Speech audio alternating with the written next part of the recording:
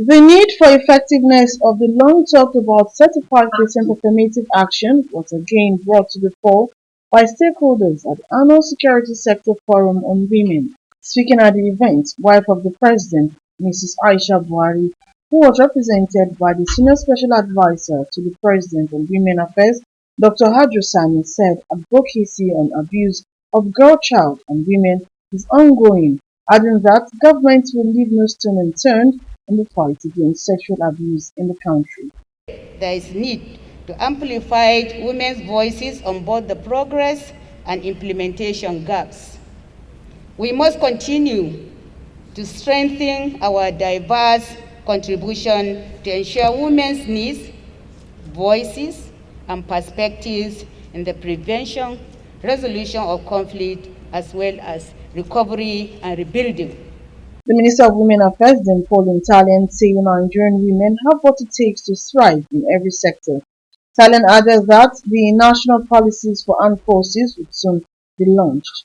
This calls on the UN member states, civil society, and the international community to ensure women's increased participation in conflict prevention and peace-building processes at all levels. Speakers and panelists at the conference also harped on the need for amendment of promotion and recruitment policy.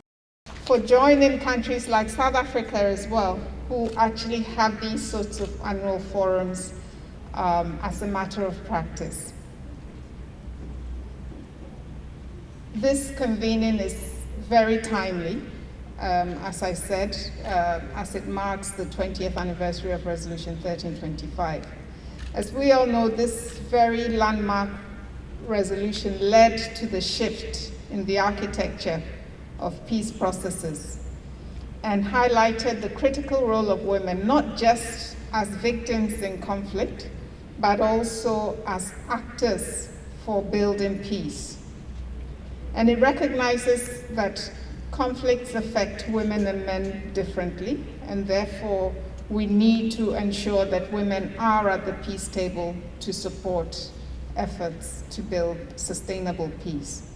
Building on the Fourth World Conference on Women in 1995, which produced the Beijing Declaration that promoted women's peacemaking roles, the Security Council on October 31, 2000, adopted Resolution 1325 on women, peace and security, in which, among other things, it called on all parties to conflict to take extraordinary measures to protect women and girls from gender-based violence, particularly rape and other forms of sexual abuse in situations of armed conflict. The resolution also stressed that it was essential to have equal, full, and active participation of women as agents and drivers in peace and security. Advancing gender balance in security institutions has been increasingly identified as a key strategy to enhancing gender response in the security sector. Oluwatoyin Yusuf, ITV News, Abuja.